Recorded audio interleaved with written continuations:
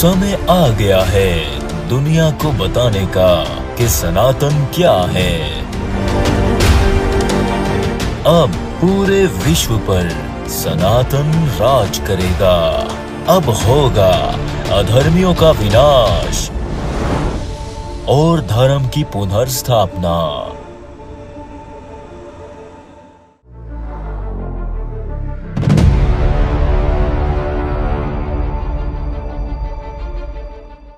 प्रिय सनातनियों, आज से हम सत्संग की एक ऐसी शुरुआत करने जा रहे हैं जिसमें हम ना केवल सनातन धर्म क्या है इस पर चर्चा करेंगे, इसे हर प्रकार से खोल खोल कर वाजे करेंगे, परंतु सनातन धर्म पर उठने वाले किसी भी प्रकार के प्रश्न का उत्तर देंगे। इससे पहले कि हम अपनी सत्संग का आगाज करें, इसकी शुरुआत करें, हमारे कुछ संदेश हैं आपके लिए। तो इस संसार के लिए, इस विश्व के लिए, इस संसार, इस विश्व के एक एक सनातनी के लिए हमारा जो परम संदेश है, सबसे पहला संदेश है, वो ये है, जैसा कि आप जानते हैं कि इस संसार में जो कोई भी है, हर किसी को कोई ना कोई प्रिय होता है और है। किसी को उसके माता पिता प्रिय हैं, तो किसी को उसकी संतान, किसी को उसके दोस्त प्रिय हैं, तो किसी को उसका धन दौलत। इस संसार में जैसे हर किसी को कोई ना कोई प्रिय होता है और है, बिल्कुल वैसे ही कोई है जो हमें भी इस संसार में सबसे बढ़कर प्रिय है। ना केवल सबसे बढ़कर, परंतु हमें अपने प्राण से भी बढ़कर प्रिय है। हमें उससे अपने प्राण से भी बढ़कर प्रेम है। और जानते हैं वो कौन है? वो है सनातन धर्म और इस संसार का, इस विश्व का, इस ब्रह्मांड का एक एक सनातनी। हमें सनातन धर्म और इस विश्व के, इस संसार के, इस ब्रह्मांड के एक एक सनातनी से अपने प्राण से भी बढ़कर प्रेम है। वो हमें अपने प्राण से भी बढ़कर प्रिय है। तो जो प्रिय होते हैं, जिनसे प्रेम होता है, जिनसे प्यार, जिनसे मोहब्बत होती है, अगर वो किसी संकट में हूं, किसी समस्या में हूं, तो क्या जीवन में कोई सुख, कोई शांति, कोई अमन रहता है, कोई सुकून रहता है? नहीं। तो जब तक सनातन धर्म और इस विश्व का कोई एक सनातनी भी संकट में है, किसी समस्या का शिकार है, तो हमारे जीवन में कोई सुकून नहीं है, हमारे जीवन में कोई अमन, कोई शांति नहीं है, हमारे जीवन में कोई सुख नहीं है। हमारे जीवन का केवल एक ही लक्ष्य है, और वो है सनातन धर्म को और इस विश्व के, इस संसार के, इस ब्रह्मांड के एक एक सनातनी को संकट से निकालना, समस्याओं से निकालना, उनकी समस्याओं का समाधान करना, उनको तकालीफ से, उनको मुसीबतों से, उनको परेशानी से, उनको तकलीफों से निकालना। और आप ये भी जानते हैं कि संसार में हर किसी ने अपने जीवन का कोई ना कोई लक्ष्य, कोई ना कोई मकसद बनाया हुआ है, और उस लक्ष्य को प्राप्त करने के लिए, उस मकसद को पूरा करने के लिए, उसे प्राप्त करने के लिए कोशिश कर रहा है। तो जैसे हर किसी ने अपने जीवन का कोई ना कोई मकसद बनाया हुआ है, कोई ना कोई लक्ष्य बनाया हुआ है, और उसकी प्राप्ति के लिए कोशिश कर रहा है, बिल्कुल वैसे ही हमारे भी जीवन का एक लक्ष्य है, एक मकसद है। जब तक हम उस लक्ष्य को प्राप्त नहीं कर लेते, उस मकसद को पूरा नहीं कर लेते, तब तक हम 1 इंच क्या 1 मिलीमीटर भी पीछे हटने वाले नहीं हैं। उसके लिए हमें किसी भी प्रकार की कोई कुर्बानी देनी पड़े, हम पीछे नहीं हटेंगे। उसके लिए हमें किसी भी प्रकार की, किसी भी किस्म की किसी मुश्किल का सामना करना पड़े, हम पीछे नहीं हटेंगे। यहां तक कि हमें उसे प्राप्त करने के लिए, उसे पूरा करने के लिए प्राण भी त्यागने पड़े, तो हम अपने प्राणों की भी परवाह नहीं करेंगे।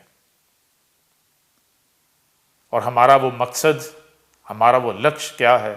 वो है सनातन धर्म और इस विश्व के, इस ब्रह्मांड के, इस संसार के एक एक सनातनी की रक्षा करना, उसे हर प्रकार के संकट से निकालना, उसे आज जिस जिस समस्याओं का सामना है,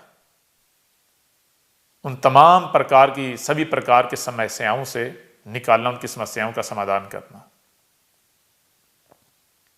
ये हमारे जीवन का मकसद है, लक्ष्य है, और केवल यही लक्ष्य है। हम इसकी प्राप्ति के बगैर पीछे नहीं हटने वाले। अब इसके लिए हमारा इस विश्व के, संसार के, इस ब्रह्मांड के एक एक सनातनी से सवाल है कि आप यही प्रश्न अपने आप से करें कि आपके जीवन का लक्ष्य क्या है, आपके जीवन का मकसद क्या है, आप इस धरती पर, इस दुनिया में क्यों आए हैं, इस संसार में क्यों आए हैं। अगर आपका भी यही लक्ष्य है, यही मकसद है, तो फिर आए, हमारे साथ जुड़ जाएं। आज समय आ गया है कि इस विश्व के, इस संसार के एक एक सनातनी को एकजुट होकर सनातन धर्म की रक्षा करना, सनातन धर्म और इस संसार के, इस विश्व के, इस ब्रह्मांड के एक एक सनातनी को संकट से निकालना, उनकी समस्याओं का समाधान करना। तो अगर आप के जीवन का भी यही मकसद है, यही लक्ष्य है, तो आएं, आगे बढ़ें और हमारे साथ मिलकर हम सब एकजुट हो जाएं और इस लक्ष्य को पूरा करें, इस लक्ष्य को प्राप्त करें।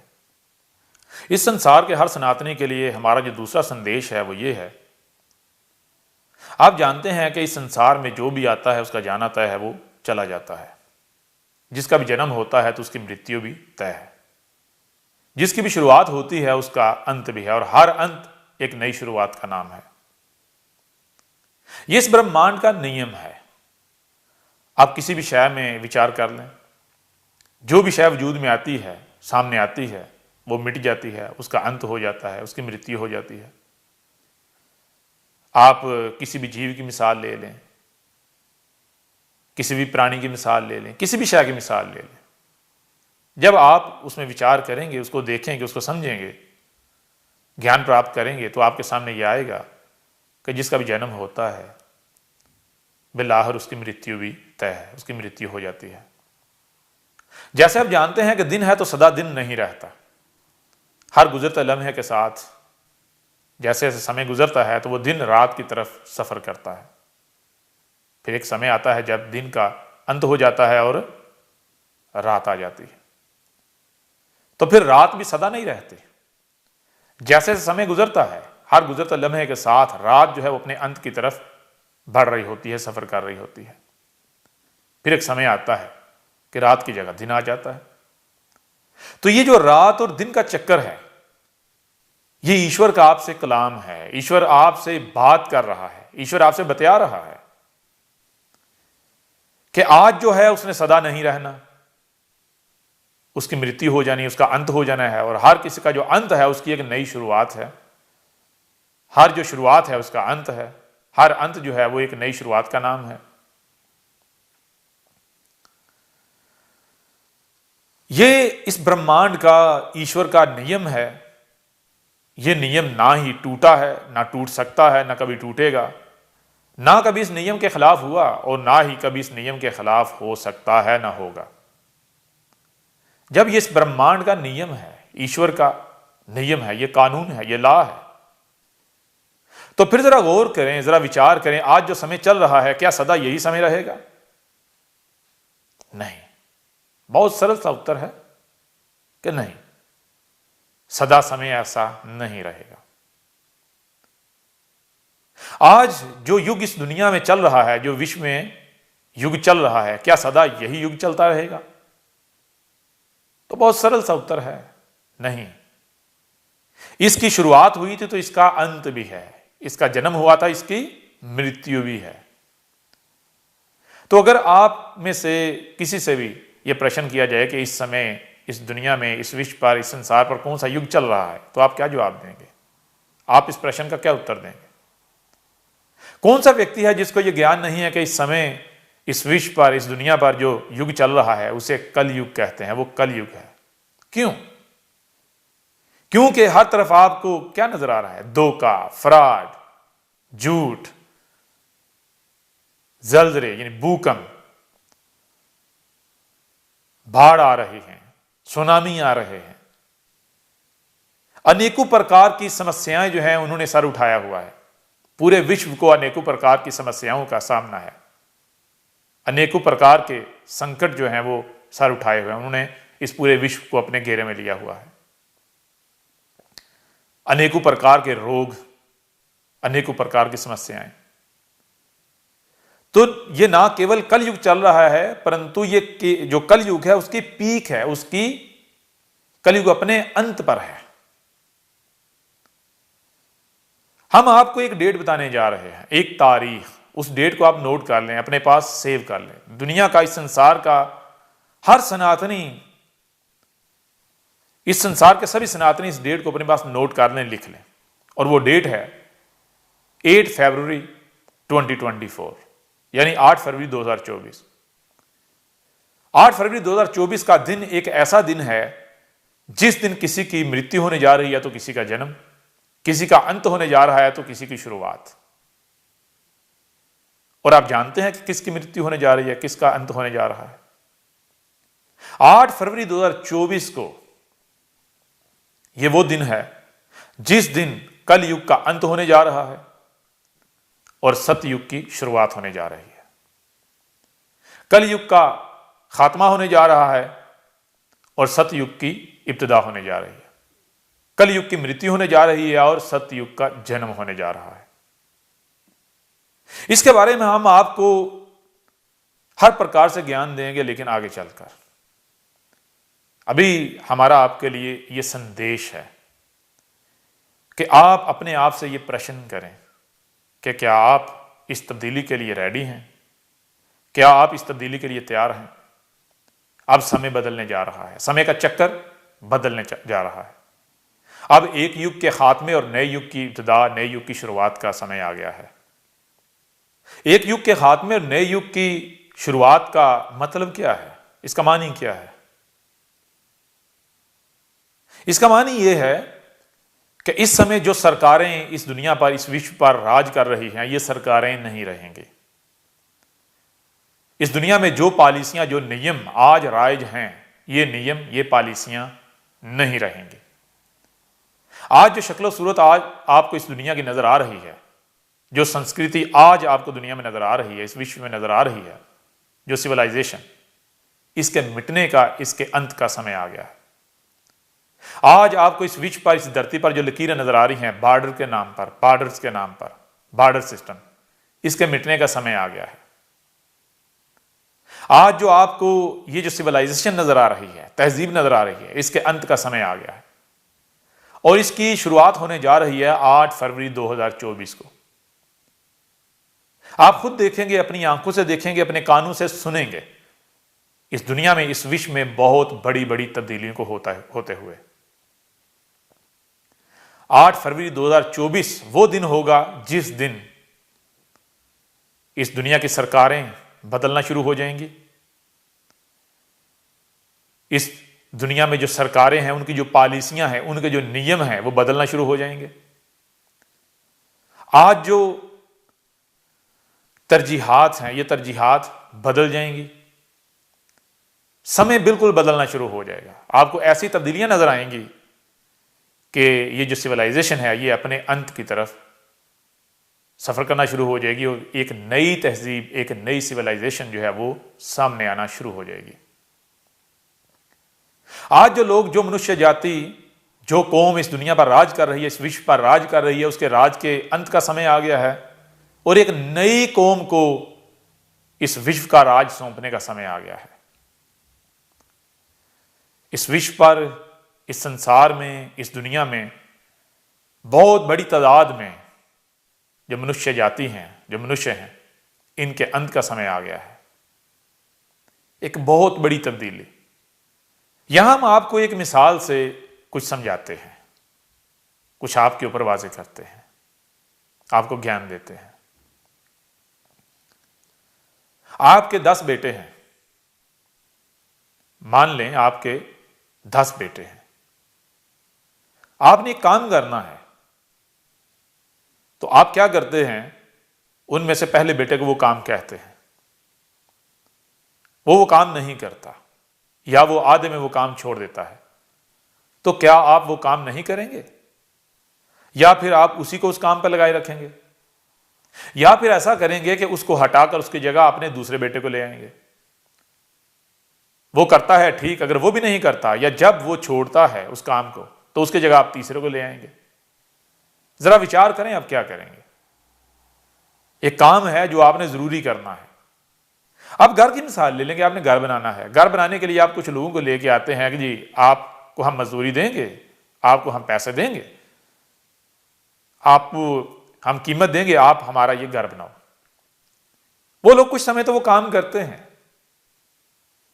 अब वो क्या करते हैं, या तो वो काम छोड़ देते हैं या फिर वो काम खराब करते हैं। वो घर ठीक से नहीं बनाते, वो दीवारें टेढ़ी बनाते हैं, वो सही से घर नहीं बनाते। तो आप क्या करेंगे? क्या उन्हीं को उस काम पर लगाए रखेंगे या उन्हीं के ऊपर बैठे रहेंगे?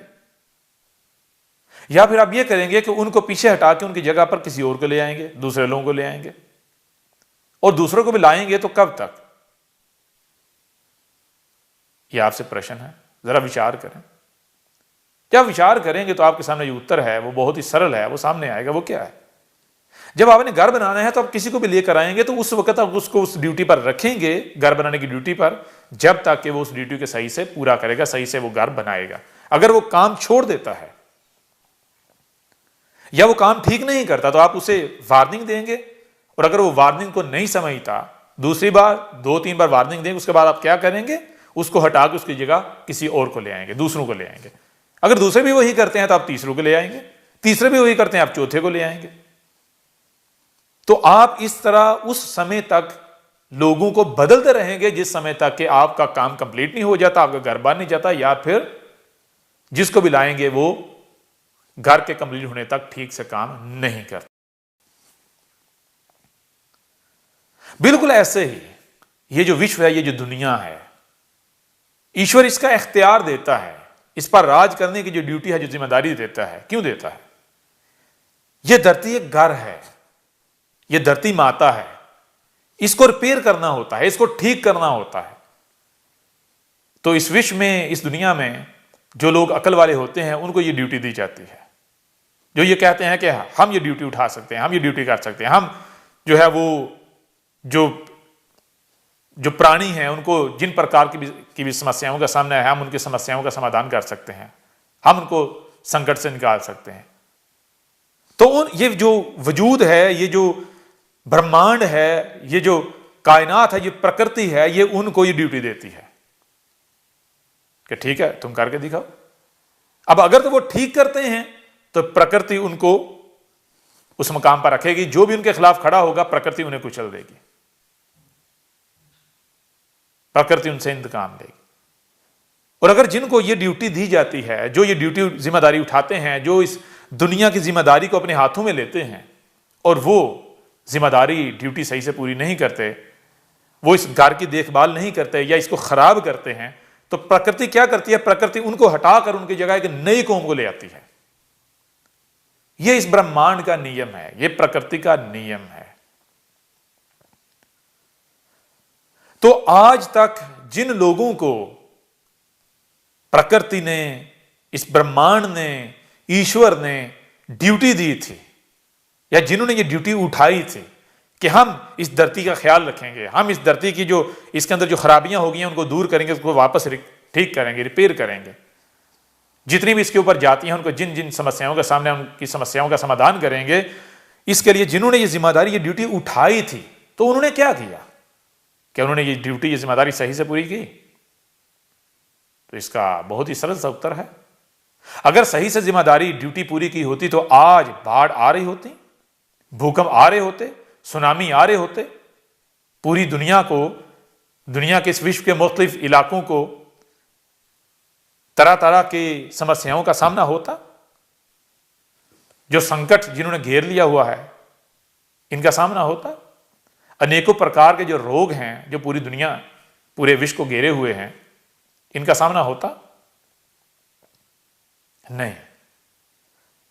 आप पानी लोक के जो जीव हैं उनकी मिसाल सामने रख लें, उनको देखें किन किन समस्याओं का सामना है, किन की वजह से।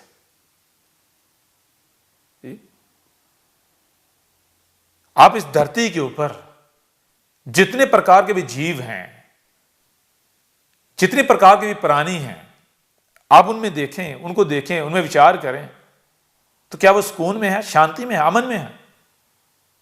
तो बहुत सरल सा उत्तर है नहीं। तो ये सब कुछ किसने कर दिया? ये उन्होंने किया जिन्होंने इस धरती की, इस जमीन की, इस दुनिया की जिम्मेदारी उठाई थी।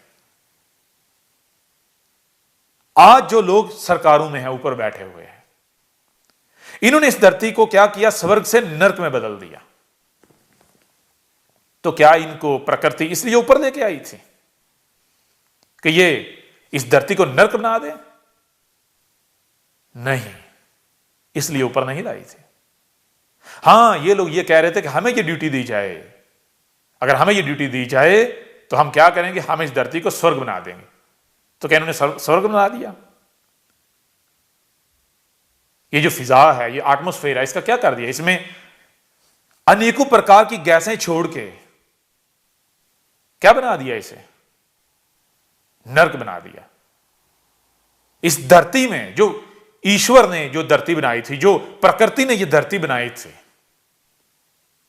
जो इसकी डिजाइनिंग की थी, क्या उस डिजाइनिंग को रहने दिया या उसको बदल दिया? इसको काट काट के, इसको फाड़ फाड़ के, इसकी माइनिंग कर करके इस धरती माता का बलात्कार कर दिया। इससे बढ़कर कुछ और जुल्म हो सकता है, ज्यादती हो सकती है, अन्याय हो सकता है जो इस धरती पर, जो इस प्रकृति पर किया जा रहा है और किया गया? तो क्या प्रकृति अपने दुश्मनों को रहने देगी? नहीं। तो आज समय आ गया है कान खोलने का, आज समय आ गया है अपनी आंखों को खोलने का, आज समय आ गया है अपनी बुद्धि को इस्तेमाल करने का, आज समय आ गया है बुद्धि के उपयोग का। जब आप अपनी बुद्धि का उपयोग करेंगे तो आपके सामने क्या आएगा? आपके ऊपर यह वाज़ेह हो जाएगा। अब आ गया है इस युग के अंत का, इस युग के खात्मे का, इस युग की मृत्यु का, कलयुग के अंत का समय आ गया है। और हम आपके ऊपर यह भी वाज़ेह करते हैं, यह भी हम आपको बता दें, यह भी जानकारी दे दें, क्या प्रकृति क्या करने जा रही है? प्रकृति करने यह जा रही है कि जो सनातनी हैं उनको यह ड्यूटी, यह जिम्मेदारी देने जा रही है। और सनातनी का मतलब यह नहीं कि जो खुद को सनातनी कह रहा है और समझ रहा है कि भाई मैं सनातनी हूं, नहीं, जो प्रकृति की नजर में सनातनी है, जो अपनी नजर में सनातनी नहीं, जो इस प्रकृति, जो इस ब्रह्मांड, जो ईश्वर की नजर में सनातनी है, उन सभी सनातनियों को एकजुट किया जाने लगा है और इस विश्व का राज उन्हें दिया जाने लगा है। आज एक नई रामायण का समय आ गया है, आज एक नई महाभारत का समय आ गया है। यह संदेश है आपके लिए, यह समय आ गया है आंखें और कान खोलने का, बुद्धि के उपयोग का। इस संसार के हर सनातनी के लिए हमारा तीसरा संदेश, हमारा तीसरा संदेश यह है, हम आपको अपने बारे में जानकारी देने जा रहे हैं। इससे पहले कि हम आपको अपने बारे में जानकारी दें, हमारा आपसे एक प्रश्न है। वो प्रश्न यह है कि आज धर्म के नाम पर, सत्य के मार्ग के नाम पर अनेकों प्रकार के व्यक्ति साधु संत बाबा के नाम पर खड़े हुए हैं, जिनमें से हर किसी का यही कहना है कि वो लोगों को धर्म के मार्ग पर चला रहा है, लोगों को, मनुष्य जाति को धर्म का मार्ग सिखा रहा है, धर्म का मार्ग दिखा रहा है, धर्म क्या है, सनातन धर्म क्या है, यह बतला रहा है। परंतु हमारा आपसे प्रश्न यह है कि क्या यह मार्ग इनका है या फिर यह ईश्वर का मार्ग है? सत्य यह है या फिर सत्य ईश्वर है? अगर तो यह सत्य है, यह मार्ग इनका है, तो फिर इनको यह हक हासिल है, इनको यह अधिकार है कि ये लोगों को, ये मनुष्य जाति को इस मार्ग के बारे में बताएं, इस मार्ग का ज्ञान दें, क्योंकि इनके पास ज्ञान है, इन्हीं का मार्ग है, इन्हीं का बनाया हुआ। परंतु अगर यह मार्ग इनका नहीं, ईश्वर का है, तो फिर ईश्वर के अलावा किसी को यह अधिकार है कि वो मनुष्य जाति की रहनुमाई करे, उनको सत्य के नाम पर कुछ बताए, उनको सत्य के मार्ग के नाम पर किसी भी मार्ग पर चलाए? अगर नहीं, तो फिर ये कौन होते हैं जो साधु संत बाबा बन के, जो मनुष्य के रहनुमाई के नाम पर, ज्ञान सिखाने के नाम पर आज दुकानदारियां खोले हुए हैं। ये अधिकार इनको किसने दिया? और हम आपसे ये प्रश्न क्यों कर रहे हैं? ये प्रश्न हमारा ना सिर्फ आपसे है, परंतु इन बाबाओं, इन साधुओं, इन संतों से भी है। ये बाबा साधु संत के नाम पर जो पाखंड कर रहे हैं, जो दुकानें, जो व्यापार ये धर्म के नाम पर कर रहे हैं, इनसे भी हमारा ये प्रश्न है कि ये अधिकार इनको किसने दिया है? और हम क्यों ये प्रश्न कर रहे हैं? यही हमारा आपके लिए तीसरा संदेश है। कभी आपने रात को आकाश की तरफ देखा? जब रात के समय आप आकाश की तरफ देखते हैं तो आपको क्या नजर आता है? आपको अनेकों तारे नजर आते हैं, टिमटिमाते हुए, चमकते हुए, स्टार्स। परंतु कभी आपने देखा कि जिस समय सूर्य आता है, सूर्य प्रकट होता है, तो वो स्टार्स कहां जाते हैं? वो सब के सब छुप जाते हैं, सब के सब गायब हो जाते हैं। क्यों? क्या वो वहां मौजूद नहीं होते? वो वहीं होते हैं, परंतु सूर्य की रोशनी के सामने उनकी रोशनी मांद पड़ जाती है। तो हम क्या हैं?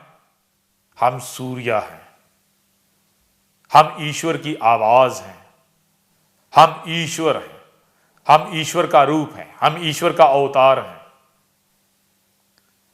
आज हम आ गए हैं धर्म के नाम पर ये जितने भी व्यापारी हैं इनका व्यापार बंद करने, सत्य के नाम पर जो लोगों को मूर्ख बनाया जा रहा है, जो इनसे दान दक्षिणा ली जा रही है, जो ये व्यापार बनाए हुए हैं, इनके व्यापारों को बंद करने के लिए हम आ गए हैं। आज हम आ गए हैं वार्निंग देने, वार्न करने कि कलयुग का अब अंत होने जा रहा है, सतयुग की इब्तिदा होने जा रही है। बहुत बड़ी बड़ी तबाहियां, अनेकों प्रकार की तबाहियां आने जा रही हैं, जिनमें सभी अधर्मियों का सर्वनाश होने वाला है। अब वही बचेगा जो धर्मी है, और धर्मी किसी मनुष्य की नजर में नहीं, धर्मी कोई अपनी नजर में नहीं, धर्मी वो जो ईश्वर की निगाह में धर्मी है, धर्मी वो जो वाकयातन, जो हकीकत में सत्य में धर्म के मार्ग पर है। परंतु जिनको सत्य का ज्ञान है ही नहीं, धर्म है क्या इसका ज्ञान है ही नहीं, जिनको सनातन धर्म का ज्ञान है ही नहीं, जो सनातन के नाम पर, धर्म के नाम पर अपने पुरखों के पीछे चल रहे हैं, अगर वो सत्य है, अगर वो धर्मी हैं, वो सत्य के मार्ग पर हैं, धर्म के मार्ग पर हैं, तो हमारा उनसे यह प्रश्न है कि धर्म पर क्यों चल रहे हैं? कुछ ना कुछ प्राप्त करने के लिए। तो आज तक वो प्राप्त हुआ? जो प्राप्त करने के लिए धर्म के मार्ग पर चल रहे हैं, धर्म के नाम पर जो कुछ कर रहे हैं, वो कुछ करने से क्या वो प्राप्ति हुई? कोई एक भी मनुष्य उठ के हमें बता दे, हमारे सामने आए, हम उससे सवाल करेंगे, हमें वो बताए कि उसे क्या प्राप्त हुआ। तो इसका मतलब क्या है? इसका मानी क्या है? इसका मतलब तो बिल्कुल वाज़ेह है, साफ है, क्लियर है। आज धर्म के नाम पर जो कुछ भी किया जा रहा है, सत्य के नाम पर जो कुछ भी किया जा रहा है, सनातन के नाम पर जो कुछ भी जा रहा है, यह सत्य नहीं है, यह धर्म नहीं है, यह अधर्म है। आज हम आपको बताएंगे कि सत्य क्या है, सनातन क्या है, धर्म क्या है, सनातन धर्म क्या है। यही हमारा लक्ष्य है, यही हमारी पहचान है, यही हमारा पहचान पत्र है कि हम कौन हैं। हम आज जो धर्म के नाम पर पाखंड फैला रहे हैं, जो धर्म के नाम पर व्यापार कर रहे हैं, जो धर्म के नाम पर लोगों को मूर्ख बना रहे हैं, जो धर्म के नाम पर मूर्खता फैला रहे हैं, हम उनमें से नहीं हैं। हम दो टोक आपको बता दें कि हम कार्तिकेय महादेव हैं। हम आज आपको बताने आए हैं कि रावण कौन है, राम कौन था, कृष्ण कौन था। हम आज आपको बताने आए हैं कि धर्म है क्या, सनातन है क्या, सनातन धर्म क्या है।